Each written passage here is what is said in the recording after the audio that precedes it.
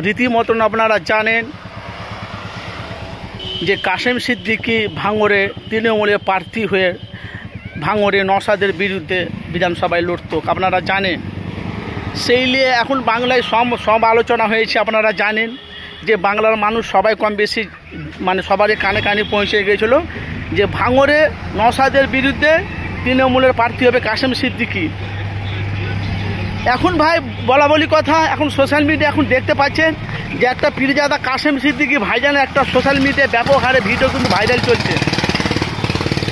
ভাঙড়ে কোনো জায়গাতে কাশেম সিদ্দিকী উনি জলসায় হোক যে কোনো একটা প্রোগ্রামে উনি গিয়েছিলেন, সেইখানে মিডিয়া ওনাকে বলেছিল আপনি যেহেতু ভাঙড়ে বিধানসভা ভোটে আপনি ভাঙড়ে আইএসএফের বিরুদ্ধে আপনি তৃণমূলের প্রার্থী আপনি লড়বেন। সেই কাশেম সিদ্দিকী কিন্তু ওই মিডিয়ার মুখোমুখি সরাসরি যে কথাটা বলেছে সেটাই কিন্তু এখন সোশ্যাল মিডিয়ায় ব্যাপক হারে ভাইরাল চলছে। কি কথা? কাশেম সিদ্দিকী বলছে সামনে বিধানসভা ভোট, আগে আমার ভাইয়ের পাশে আমি দাঁড়াবো, আমার ভাই কি বলছে আগে দেখি। তারা আমার ভাই যদি আমাকে চায় অবশ্যই আমি ক্যানিং পূর্বে আমি ওখানে দাঁড়াবো, যদি আমাকে নওশাদ যদি আমাকে দেয় আর আমি যদি ওখানে দাঁড়াই তাহলে ওখানকার মানুষ অক্সিজেন পেয়ে যাবে।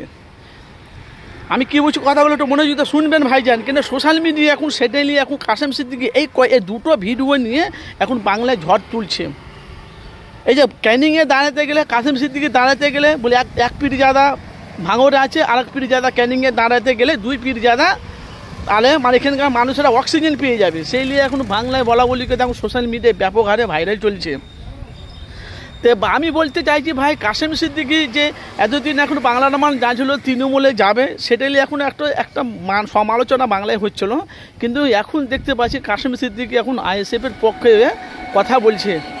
দেখেন রাজনীতি এতে যে যার দল পরিবর্তন করতে পারে, দলে যেতে পারে, সেটা তার পার্সোনাল ব্যাপার। আমরা দেখেছি যে নওশাদ সিদ্দিকী যখন জেলে যায় একমাত্র ফুরফুরা শরীফ থেকে বাঘের মতন গর্জন ছিল কার? সেটা হলো কাশেম সিদ্দিকী। সেটা আমরা জানি, কিন্তু সোশ্যাল মিডিয়া বাংলার মানুষ কম বেশি সবাই জানে।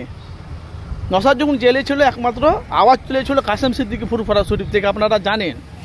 তো এখন সামনে বিধানসভা ভোট, এই যে এখন সমালোচনা যে মিডিয়ারা সাংবাদিক মিডিয়ারা কিছু নেতা উকিলের পাশে তারা যাচ্ছে, তাদেরকে বলছে তো কাশেম সিদ্দিকী বলছে আইএসএফে টিকিট নিতে ক্যানিং পূর্বে দাঁড়ানোর জন্য। এবার ওরা বলছে কাশেম সিদ্দিকী যদি আইএসএফে দাঁড়ায় তাকে আইএসএফের দলটাকে আগে ভালোবাসতে হবে, আইএসএফের দলটাকে জানতে হবে, আইএসএফের দলটাকে বুঝতে হবে, তারপরে ওনাকে আইএসএফে করা হবে। আগে আমরা সবাই আছি বারাসাত থেকে, ভাঙড় থেকে, 24 পরগনা থেকে সবাই আমরা আছি, সব একাত্তা হয়ে আমরা চিন্তা ভাবনা করব। যদি কাশেম সিদ্দিকী দুই নৌকাতে যদি না পায় দেয়, এক নৌকাতে যদি পায় দেয়, অবশ্যই আমরা চ্যালেঞ্জ দেবো। আর আমরা সবাই মিলে মিশে আমরা আলোচনা করে কাশেম সিদ্দিকীকে আমরা টিকিট দেওয়ার চেষ্টা করব। কিন্তু বারবার বলছে দু নৌকাতে যেন না পা দেয়। বা আপনারা সোশ্যাল মিডিয়ায় দেখতে পাচ্ছেন বড় বড় যাদের বড় বড় চ্যানেল 1 লাখ 1.5 লাখ 2 লাখ যাদের সাবস্ক্রাইব চ্যানেল, তাদের আপনারা দেখতে পাচ্ছেন সোশ্যাল মিডিয়া তারা কী বলতে চাইছে। আইএসএফে ঢুকতে গেলে আইএসএফের দলটাকে চিনতে হবে, 1 নম্বর আইএসএফের দলটাকে ভালোবাসতে হবে। আইএসএফে এসে জিতে গিয়ে আবার অন্য দলে চলে যাবে, সেটা করলে হবে না।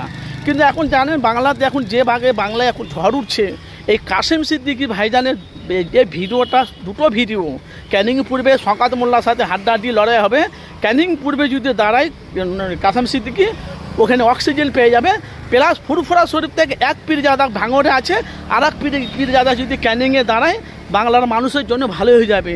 সেই নিয়ে এখন বাংলা ঝড় উঠছে।